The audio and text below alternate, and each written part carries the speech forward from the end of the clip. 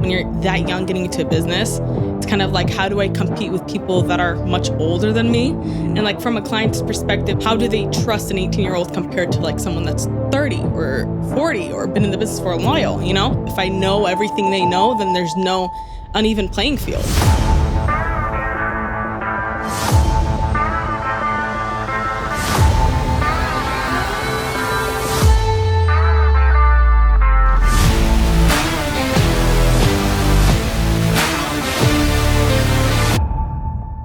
Thank you for joining us on the Evolve Your Brand podcast. I am your host, Ollie Amirkhiz, and I want to give a huge shout out to Icon Industries, Shane, Steven.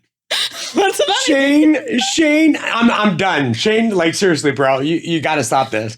So no more hiring Shanes at Icon Industries. We love you guys, and no more hiring Shanes. I think the threshold is 3. Today, I am so freaking fired up. We have the one and only Mariam Mechael. Mechael. But hey, it's Mechael. fine. Mariam Mechael. Yeah. You got it. Name. I butchered your name, okay? We're going to do this again. No, Mariam Mechael from Realty Executives Dylan and the Aon Group. Yes. Thank you so much for joining us. Thank you for having me.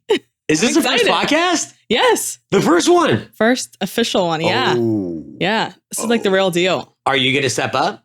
Yeah, absolutely. Are you going to bring it? Hell yeah. And we're going to be up front. We're ready. We're going to get to know your story. Let's do it. I'm ready. Are you ready? Yeah. Are you ready? I'm ready. Fun fact number 1. What's something that most people don't know that you love about life? Oh God, this is so hard. Yes, exactly. This is a podcast. Let's go. One thing that I love. Well, a lot of people know I'm a huge foodie, so I don't know. Are you? Okay. I love food. How much food? Like, what's your favorite food? I can eat like a man. Oh, yeah? Like a 200-pound man. Okay. Yeah, which is really bad. Is that a challenge, or like, are you throwing down the gauntlet? That's probably not nice. Like, that's not something cute to say, is it? Like that I could just eat. I think if it's a gift, own that. No, I love food. Like I love trying food. Like I love anything. Like it's just such a stress reliever to me, which is really bad because that's overeating. But I love food, and I guess I could say the whole fact I played basketball for a while. Yeah. Not great. But I don't know. Not great? Not great. But I don't know. What else do I... Fun fact. Oh, okay, this is kind of depressing, but I witnessed someone like completely get shot in front of my eyes and like blood. Yeah. It was back home when I was in Iraq. Trauma. Wow. Trauma. Yeah. You were born in Iraq, right? Yeah. Okay. What stands out about that experience? It was just like, I mean, the whole process of like, I was a kid, but you don't remember a lot of things as a child. I think I was literally like a year. So it's like, you're not supposed to remember things like that at that age, but I remember it. And ever since, until I was like 12 or 10, sorry, I used to have like excessive nightmares every night, and it was the same nightmare, like repeating nightmare. And one day someone came in from the church and like laid me on the floor and like touched my knees or something, praying, and fire let out of me. And ever since that day, I haven't had one nightmare.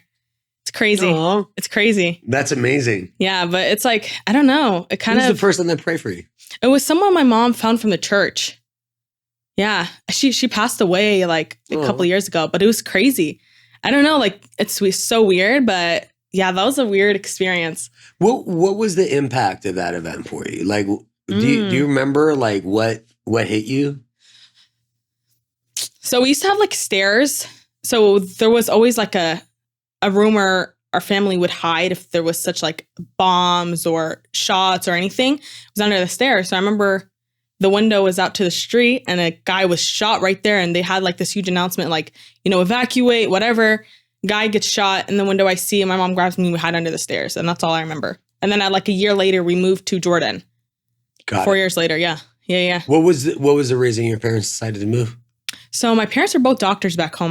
My dad was a dermatologist and a surgeon for the military there. So he was an on-field surgeon, and my mom was a gynecologist. So they're both doctors. They went to school, like did the whole thing. We're opening their own practices. And then you just get the call, like, you guys ready to leave? And you have to make a decision then and there. And that's when they just, when they got the call when we were in Jordan, are you guys ready? And we just right away packed our stuff, and you don't get to choose a destination. We came to San Diego. Really? Yeah. So how long have you been in San Diego? So I got here in 2008. What is that, like 15 years? Yeah. Yeah, 15 years. So what was, I mean, do you remember the first year that we got here to the US? Yeah. Yeah, it was what was it like? It was just a whole bunch of, parents like coming to a different country where they didn't know the language, didn't know the culture, giving up their whole careers where their degrees don't transfer. So like nothing, crazy? Starting fresh, like working your whole life to like pursue what you want to do for the rest of your life. And it's kind of like now you can't do it. And then we went to school, started learning, and then kind of just, I guess, filtered our way in. So yeah. It's amazing what hard work does, right? And you were making a joke about the doctors, engineers. That's freaking hilarious. Both your parents were doctors. Both of them. There's no one in my family that does business. I'm the first. What? Yeah. You're the first entrepreneur in your family? Yeah. My like original family, my like immediate family. Yeah. Everyone is doctors, engineers, dentists, Dentists. Freaking hilarious. Yep. Person's a dentist. Yeah. I get it. Dentists, I hear you. Pharmacists, doctors, engineers. Doctor, lawyer, engineer, failure. Entrepreneur. So never quite fit in the box. Right? I don't think you fit in that box either. Yeah. Well, don't they say like it takes one person to like break or change the cycle? So I'm like, fuck yeah, let's do it. That's hot. Let's do it. It is. Right? It takes one person to change the cycle of a family. Yeah. And legacy. Like, let's do it. I don't know. I'll try. What motivated you, to become an entrepreneur? So ever since, I would say, starting at 14 years old, I was obsessed with kind of beginning COVID, everything, the whole e-commerce thing came out. So cliche, but I would always just watch Tom Ferry. I would watch Tony Robbins, Grant Cardone, all these people, Robert Greene, the author. I would just always watch them. That was my, I would literally devote time to just watching these people. And I didn't really understand most of the things they said, but I was like, shit, it's motivating. You know what I mean? And I know I never wanted to be a doctor. I did an internship. So I did an internship for the state senator to see if I wanted to be in law.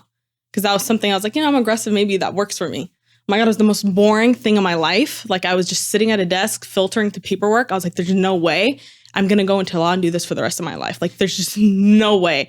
And then I was like, okay, let's try medical. I went to Sharp Memorial. I did an internship there, 180 hours. Hated it. It was just the same routine. Go in, check on patients, change their, equipment, everything. I was like, I can't do this either. And then that's why I was like, well, how am I going to explore business? And then I was like, okay, well, I always watch Grant Cardone. I watch Tony Robbins, motivational, real estate. I was like, let me get into real estate. That's going to be the quickest way I'm going to get my foot into the door of just being in the business atmosphere with business people. So that's when I got my license and I was like, holy shit, I love this. How old were you? I was 7. I started 17 working on getting my license. Got it as soon as I turned 18, a couple months after. Can my oldest son come and work for you? Let's do it. You want another assistant? Taking on interns? Take on interns. No. Hey, interns are free. Yeah. He'll work. I know you'll make him work. You got your real estate license at 18. Yeah. Seriously. Yeah, I was in the midst of in San Diego. San Diego. Holy smokes. Yeah. What was that like? It was scary because I feel like a lot of the time when you're that young getting into a business, it's kind of how do I compete with people that are much older than me? And from a client's perspective, how do they trust an 18-year-old compared to someone that's 30 or 40 or been in the business for a while, So I think that was the main kind of hurdle was believing in myself that I was an equal. And then I think it clicked one day because every time I would do anything, it's I would be scared to talk about my age. I would be scared. Anyone who would ask me, I'd be like, just take a guess. I won't tell you. I did that to you. You did do that. You did that to me. That wasn't nice. But that's when now I'm more comfortable. I'm like, I'll tell you after, because the people I'm competing with that have been in the business for 30 plus years, ultimately we have the same license. We have same qualifications. And I think that's when kind of like the, switch flipped. Is that what they say? That's when I was like, okay, you know what? I have the same thing.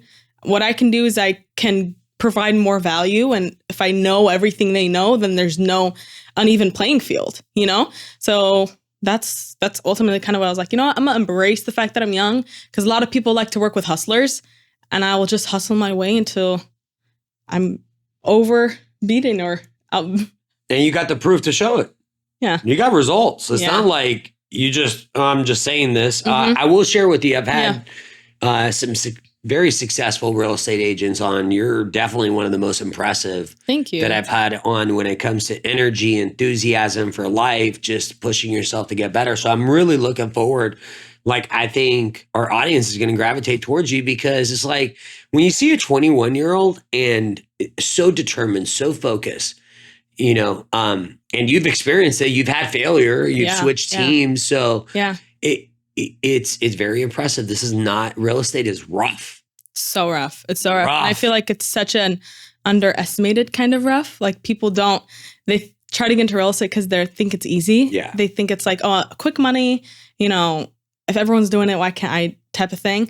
But as soon as you get it and you get into the field, you realize that it's everything but that, everything but easy, and there's just like, kind of like I was telling you, continuing and just planting all the seeds and hoping that they flourish, So I love it. Yeah. I love what I do. Yeah, you do. We're going to get to your why, because I think what's fascinating to me is, my boys right now, what I'm working with them on is this sense of entitlement. Everything is handed to them for the most part. Like, and it's okay. I'm not judging them. It's just more of a statement. So I'm curious to pick someone's, mind that's having a lot of success, that's early on in their career in real estate, which I think, like you said, experience, everyone throws around their experience, but what does your experience matter when the real estate market today is so different than it was even 5 years ago? Yep. Yeah. I'm just saying. I agreed. I mean, it's like, I feel, how do I word this perfectly? Like, you're right. One is that experiences change, and what was working 30 years ago just isn't working today, and that's kind of like what I'm showing to a lot of my audience, to my clients, is the way I'm going into this thing, these listing appointments. When you're walking in there, the people you're competing with are so different. Each person's so different. And sometimes, like, I'm like, well, that's my competition. And it's like someone who doesn't know what they're talking about. Like, that's what I tell my sister. Like, we're at open houses, I see agents come in, not talking bad about any agents, but I tell her, like, that's your competition. Yeah. Like, take that how you will. Like, what do you believe? Are you better than that? Are they better than you? What did they do right? What did they do wrong? Take it, analyze it, and figure it out. And that's like what I think is changing when I go on these listing appointments. Like, I'm showing them how I can market their home differently. Like, the last home I sold, my sellers, I showed them the video I did for them, and they're like, wow, like, we know our home, but the way you presented it, the way you explained it, like, almost is like, dang, I want that home, And that's like what makes me happy, is being able to take what someone gives me and making it into a work of art. You're adding you to your business. Yeah. It's you. Yeah. That's what I want to hear all about. Like, how come you approach real estate the way you do? Because you said you were kind of a maverick. Yeah. So where do you get that maverick attitude from? So I think one is, when we came, a lot of it has to do kind of with my upbringing. When we came to the States, like, seeing my family, my parents especially, kind of go through this whole like mindset change, struggle, and everything, kind of like gave me one option. I was like, I either have to be successful, because that's my way of giving back to them. Like, I'm not going to be just kind of a low life, is what we call it, a low life, like someone who's just going to go, not care, like, just take it day by day. So it was kind of just like looking at everything like, this is my only option, and that's why I would just go ahead on. Sorry, I'm getting kind of emotional, but yeah. It's okay. I have tissues. I'll grab tissues. No. We're good. Pull your shit together. Yeah. You have appreciation for your parents. Absolutely. Yeah. What do you love about your parents? It's hard. I mean, like coming from, like, it's just a whole change. And I don't sometimes, like, a lot of people are like, oh shit, why didn't we do this? Like, why didn't I get this? Why didn't I do that? But it's like the fact that they could just put their whole life aside, start new. That's amazing. Isn't that incredible? Yeah. Like I being a parent, I would do anything. Mm-hmm. It is like and you are. Yeah, you sound very grateful for your parents. Mm-hmm. What's the one attribute you love about your dad, and then what's the one attribute you love about your mom? My dad is very analytical, like extremely analytical. Like he looks at the two sides of every situation and analyzes it down to the T. And I get that from him, which isn't always good, but it prevents you from getting in situations that you didn't overthink, essentially, you know? So a lot of people are like, oh, you're an overthinker. You're a type A person. You think a lot. But it's like in this business, I feel like when you look at something, like if I see an agent or if I see like Ryan Serhant, I love him. If I see him doing something, I'm like, I analyze it to the T. Like, why'd he do this? Who's his audience? Why did he change his approach? Why is he wearing that shirt? Why is he wearing those pants? Why is he taking the like camera angle this way? I analyze it because there's a reason for his success. And I analyze it down, and it takes a while, of course, because my mom is like, you know, but it definitely helps. So that's something I love about my dad. He's a genius. He's a freaking genius. Like he remembers dates, wars, parties, like everything. He knows, like, he's just a genius. Like everything about the skin. Like, so that's something I love about him. He's so smart and very analytical.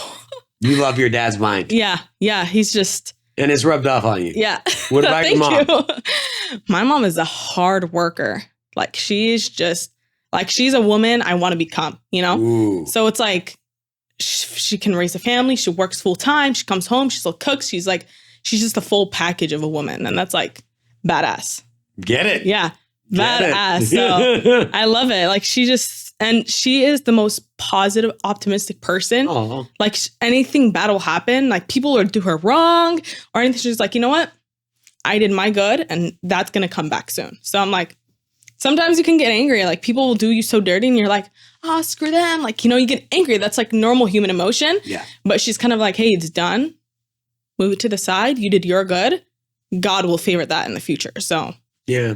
I don't know what your thoughts are. I used to get frustrated and angry, and now I just have such a peaceful approach to when life doesn't happen the way you want it to, or it doesn't meet your expectations. Cause I'm like, it's all good. Like, I'm not gonna make myself sad internally. What are your thoughts about that? Like, how do you approach that? Yeah. I watched this video the other day and it was like, if you had, I think it was like $30,000, like $32,600, and someone stole $10 from you, like, are you going to throw the rest of the $30 away?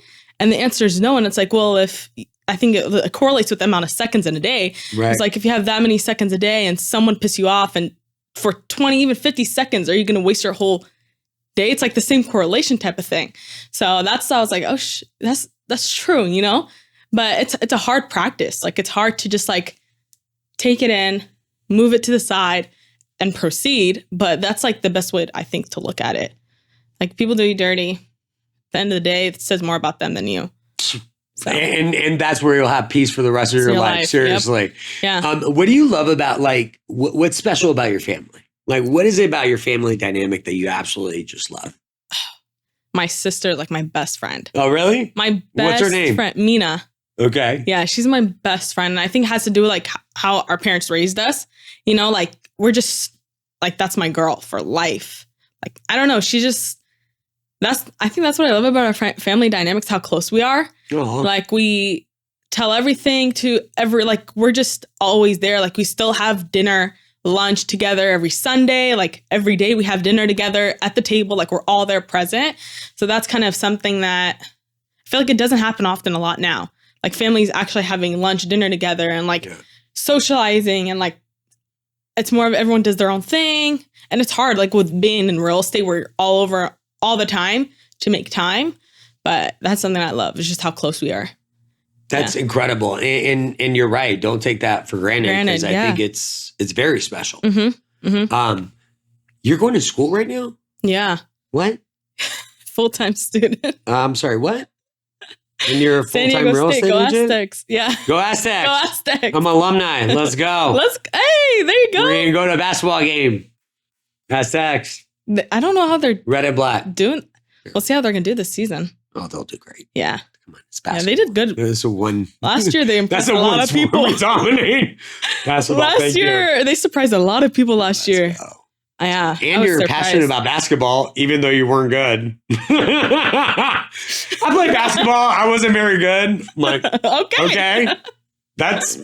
I'm telling you, I was on the varsity team, but like, we were D3, D4. I wasn't very good. Amazing. What are you majoring in? Finance. Okay. So finance, and I think I might be doing a minor in marketing too. That's smart. Because there's that stigma. It's like if you're in finance, you're a horrible marketer. That's not Have true. you heard that? It's not true, but there's that stigma. So I'm like, hey, yeah, I love marketing. I'm already doing it. Might as well just.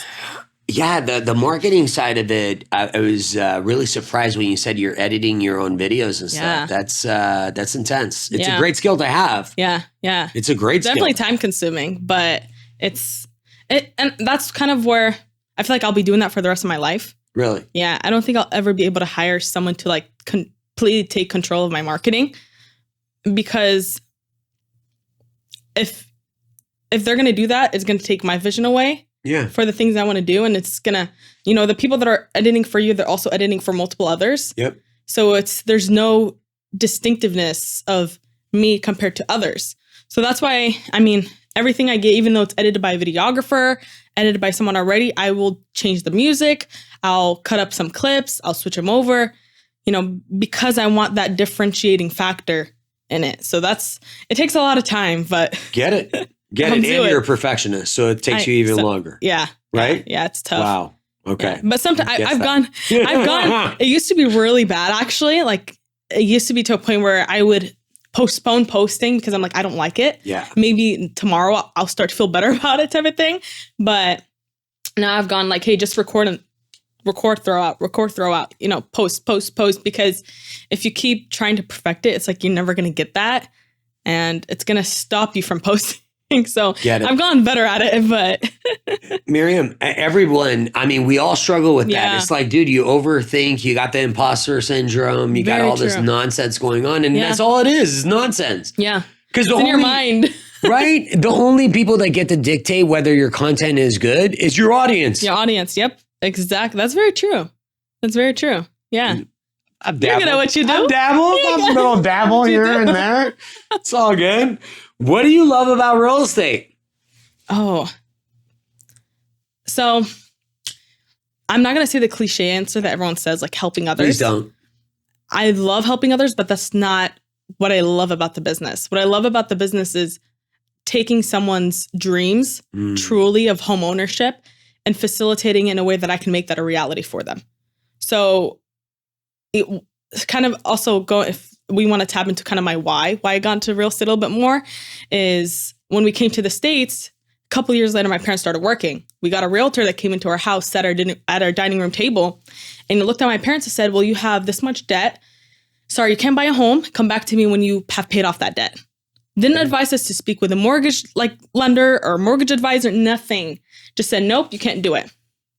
If we'd have bought back then, we would have made so much money, and we'd have been paying our own mortgage since that time. Prices were so low back in 2010, 2012, So it's like that story is really what motivates me and wants me to do the best in real estate, because I don't want a family like ours to be sitting in front of a realtor and have them advise them the wrong way that realtor advised us. So it's being able to take that American dream and help facilitate families and making that truly a reality for them. Oh, so that's what I read on your Instagram. Yeah, that's why my reality. passion. I was wondering what the reality is for. That's why it's making homeownership a reality. Yeah. That I've never actually explained that to someone. That story is the reason I'm so passionate about what I do, is because we give people false hope or no direction at all. Correct. And I'm calling all of us out. The real estate industry as a whole, Yeah. like we got to step up our game and help people figure out like everything isn't a layup. Buying in San Diego is a very, very complicated, hard journey, and you got to be resilient. Yeah. Yeah. How do you help your, last family? Tell me a story about a family that just stands out to you. You're like, dude, I literally changed their legacy. They had no hope, and we were able to come up with a plan. Do you have a story like that? Yeah. So one of my previous clients, they had been in the market. I met them at my open house on one of my listings. Okay. So they came in, amazing couple, came in with their parents, looking, at the home. They wanted the home, but they didn't understand the numbers. So when I was speaking to them, I kind of explained to them, well, what is an EMD? What is a down payment? What type of loan are you using? Like, if the payment's difficult, there's ways to go around it, And they were just kind of like, they stood there in front of me, stunned. Like, I'm not joking, stunned. They were like, wait, we've never heard of that before. And I was like, oh, don't you have an agent? Yeah, but we didn't know what an EMD was. They didn't know anything. And they were like, yeah, we've been looking for a while. Like, we're kind of getting discouraged. So I said, okay, no problem. Take my information. If there's a time where you guys want me to sit down with you. Didn't have a buyer broker agreement signed or anything. And I asked for sure because I don't want to conflict with another agent. And then I set up an appointment with them to do a buyer's consultation. I met with them. I walked them through they're first time home buyers, walked them through the whole entire process, asked them to forward me over their pre-approval letter. I walked through the numbers with them, what contingencies are, like from start to finish, A to Z. I walked the whole process with them. And they were kind of like, at the end, I make clients, because I provide so much value, they're easy to sign a buyer broker agreement with me. It's just common sense at the end of the conversation. So we start working with each other. We go look at homes. After the third, fourth home, they're like, hey, it's a tough market. They weren't approved for too much, but it's still approval. Like, if you're doing it, great, And they were saying, hey, we're discouraged. I think we're going to rent. That was at 3 p.m. I had this conversation with them over the phone. It was at a coffee shop. And after that, we're like, okay, if anything changes down the road, let us know. We'll be here. At 5 p.m., they were interested in a property. I saw it on the market. It was a bit over than what we wanted because recently there's another home that sold in the area that went higher than what their approval was. Oh, got it. So same community. They love the area. Exactly what they told me in the buyer's consultation that they wanted. I called the agent and I was like, hey, like my clients are about to just rent. They're getting very discouraged in the market, plain honest. I said, what does it take for us to get this home? And she told me, hey, you don't have to give them higher than the highest offer, just to give us the timelines we wanted. They have 3 other offers on the table. I was like, hey, I'm going to write the offer. I'm going to have them sign it. Is it okay if I show it to them at like 6 p.m.? Showed the property. Then they came back, said they loved it. We got into escrow that following morning. And they that was what I love to do because they have lost hope. Like, I'm not doing this. I don't want the home. That's it. We're done. And now they're paying their own mortgage. They got the price that they wanted. Exact location they were looking for, and that they're ready to start their family in this home. And that's kind of like what I love to do, is just watching people purchase their first property, create memories in it, and being a part of that is huge. Yeah, we don't sell home. We sell life. We sell family. And yep.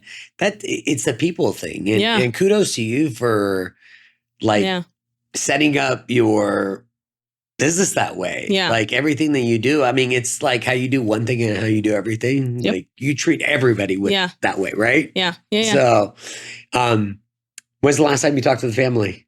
Where are they at? Like, give us an update. Yeah. So a lot of my clients, I follow on social media. So I'm always in contact with them some way. And, I swipe up on their stuff. Like they're working, they're busy. And I don't know, I don't think they're working on starting a family just yet, but I think it's going to come. There you go. They're the sweetest people. Well, it's funny because as long as you stay in touch with them, eventually they're going to have to upsize. And it's, do you know what the stat is on how many people that buy homes don't use the same agent? No, it's obscene. What is it? It's like 80%. No way. I think it's even higher. It's obscene. Oh the my number gosh. that they don't use the same agent again. I'm like, that's bad. Well, I also think it speaks to our industry. Absolutely. Yeah, we're a transactional industry. Yeah, that's so sad though. That's like, it's a bad stigma. It is. And it takes people like yourself to change that stigma by doing your due diligence. You know, this is something that a lot of, I would say, people that aren't in real estate don't know. Most agents want to be listing agents. They don't want to be buyer's agents. And I love buyer's agents. I really do. Because buyer's agents are committed to people. Yeah. What are your thoughts about that? I agree. I think, I mean, most agents, when they're starting, they work with buyers initially until they get to the listing side. I think it's more of a beautiful journey when you're working with the buyers. I think you spend so much time with these people. You know, you're looking at homes, you're meeting their kids, you're meeting their families, you're meeting, you know, you're getting to know them. And it's also like watching them transition into like being more open with you. It's a beautiful thing. And that's why I love working with buyers as well. You get in touch with someone's family, you get into their lives, and you're creating more of a relationship as opposed to a listing agent. It's more of just like, hey, I'm helping you achieve a goal. Once it's done, it's like, you know, it's harder to be more close, but it can be done. It can be done, of course. But buyers is just, it's a different feeling. It is a different, especially like when you're getting the keys and they start crying. Like that's a huge moment. It's extremely rewarding. I 100% like I love helping families, and I never call them clients. I get to know all my families on such a like personal level because it means everything. Like I've seen their kids grow up. It's so freaking cool. It's so cool. Yeah. Where's your business going to be in 5 years? What are we going to see from? Are we talking numbers Mariam? Or are we talking everything? Yeah, we can talk about that. It's yours. I don't know what you want. Where do you see your real estate business in 5 years? I definitely want to expand in a way of like having a bigger reach. Okay. And a bigger reach on everything within my, you know, database, within my social media, within my, you know, even expanding possibly like networking with more agents out of state, because I know a lot of clients are leaving San Diego. So it's just, I see myself expanding so that I could have more resources and more kind of ability to help more people. The more, you know, I think the best thing in everything is the resources you have. If you have more resources, you can assist more people. And that's where I see myself in 5 years, is just being more of a connect for people and being able to assist them at even a higher level. And I like it. Yeah, helping more families. So you're going to continue to just level up and just continue to make that progress in regards to what the experience looks like. What should the real estate experience look like for a family, first-time family, in your opinion? Like, what are the top 3 things that you need to do for your families for them to have a great experience? Yeah, I would definitely say the top most is communication. Okay. Communication. Like most of my reviews, my clients really like paint, like they explain how well I communicate. And I tell people, I don't have kids. I don't have like, besides my school, which my classes are all from 7 to 10 p.m. Like I do school at night most of the time. And other than that, like I'm available, you know, like I'm going to make time for you. I've had clients come and, hey, this agent hasn't been getting back to me. Like I'm kind of sick and tired of it. Like we lack, a lot of agents lack that communication. So that's where I feel like I truly do my best to always put time and communicate my clients. Like, even if it's good news or bad news, it's news that they need to know, you know, and it's communication is definitely number 1. Number 2, actually, let me switch that. Number 1 is putting their intentions and their goals first. A lot, you know, where they say where your focus goes, your energy flows. A lot of agents, their focus is on the money. They start to lose their energy towards actually their clients' benefits. If you change, thank you. If you change your focus on helping the family, you put your own incentives and your own pride aside, and you make the best decision for them. Whether that's them not wanting the home anymore, you take that decision and you apply it. Like that's it. They don't want the home. You're not going to force them to buy a home. And that's probably why there's such a high percent of turnover within realtors. Some realtors don't care. And to me, it's like, hey, as long as you don't want the home and that's the best decision for you and your family, I'm going to show you the best decision.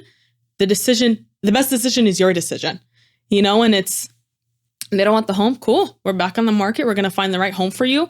And they're never going to say, oh, you know, my agent made me buy this home. Yeah. They're going to choose the home that they want. And then my job is to take that home and get them the best deal on it. Do you know what I don't like that our industry does on social media consistently? What? It's always a great time to buy. Please stop saying that. Please. Can we please stop saying that? It is so not true. It is so not true. It is not always a great time to buy. Yeah.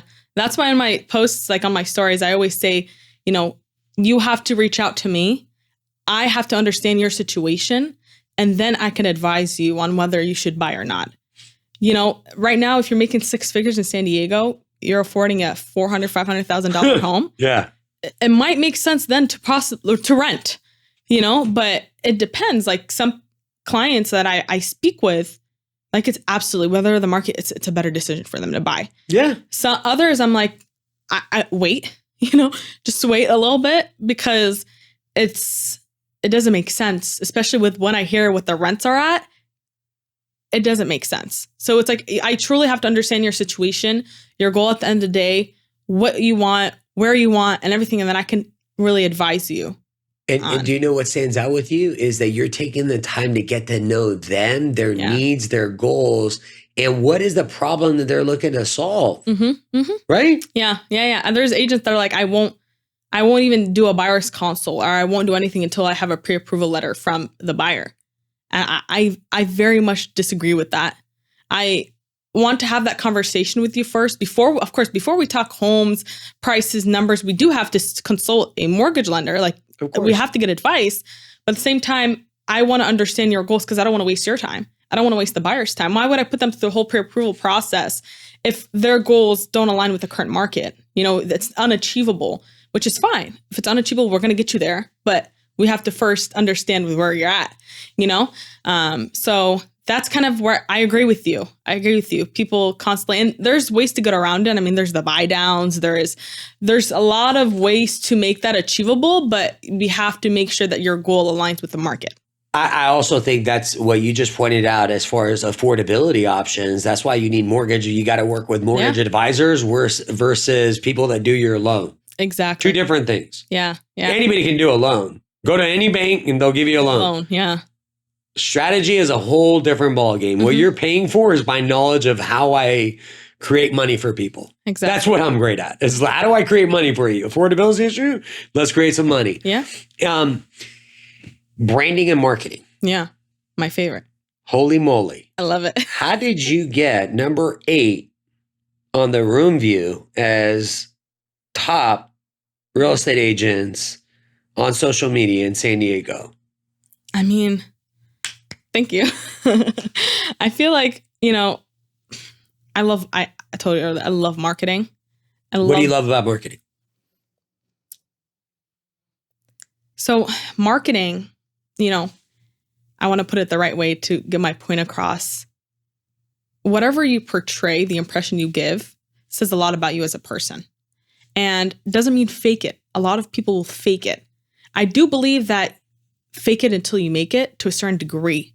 But even when I started in the business, like I joined a team because I was able to leverage a lot of deals they closed, everything to lift the team. Right. But it comes to a point where you have to also understand that the people work with you for you. Yes. They don't work with you for the team.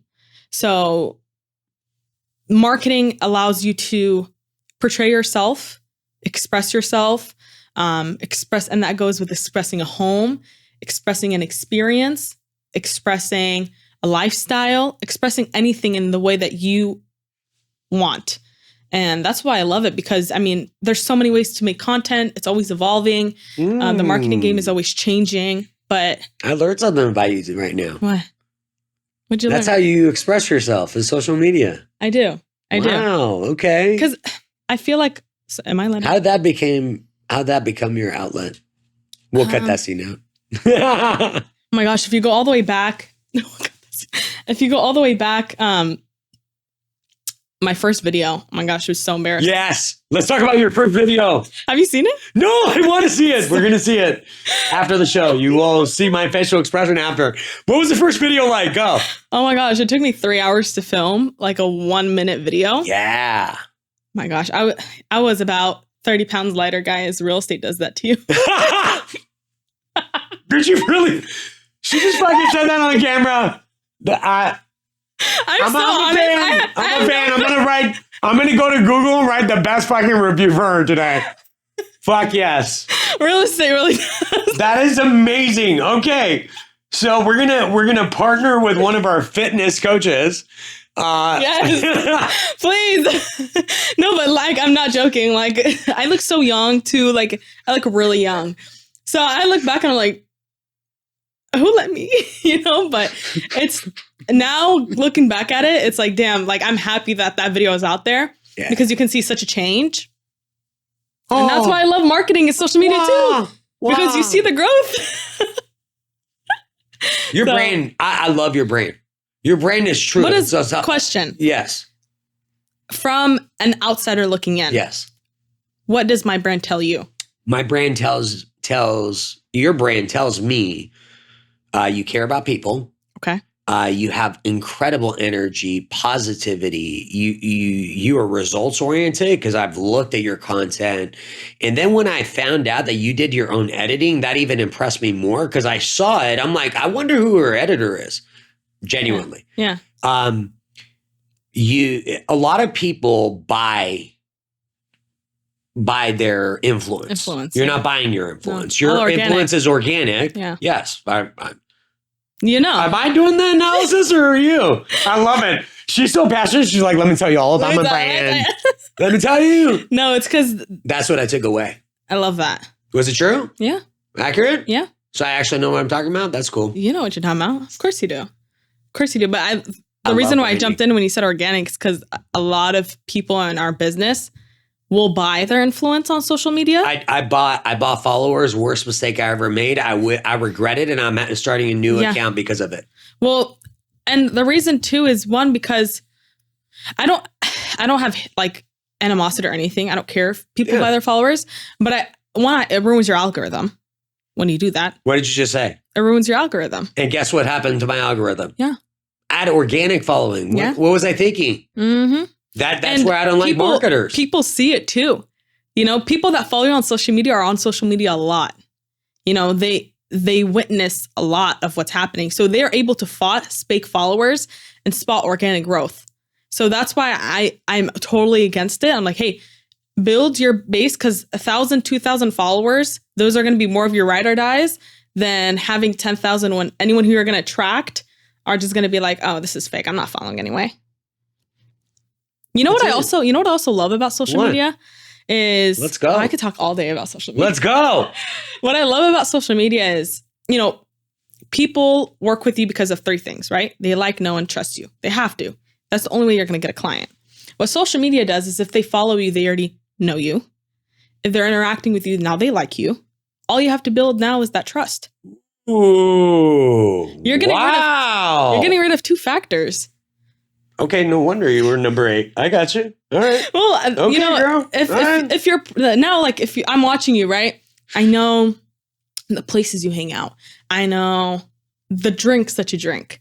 I know you have a sister and she bought you coffee. Yes. Yes. And I love caffeine. People know me for that. Oh, you're a caffeine addict. I call myself I'm a caffeine addict. I love it. We're caffeine addicts. Yes. If you are with us, you're please, caffeine addicts too. This is a badass short, by the way. This is going to be, we're going to do this coffee outtake. So. Yes. But so that's like what people know. And then now they have a relation. There's a way of connect. Yeah. And in our Middle Eastern culture, every time someone introduces to you, it's like, oh, are you cousins with this person? Do you know this person? What's your last name? What village are you from? Where did you go to school? They want to find a point of relation. Yes. So if you're providing something, branding, now everyone sees coffee, they're in the drive-thru getting coffee, Mariam. It's instinct. I give them my coffee orders. They go get it.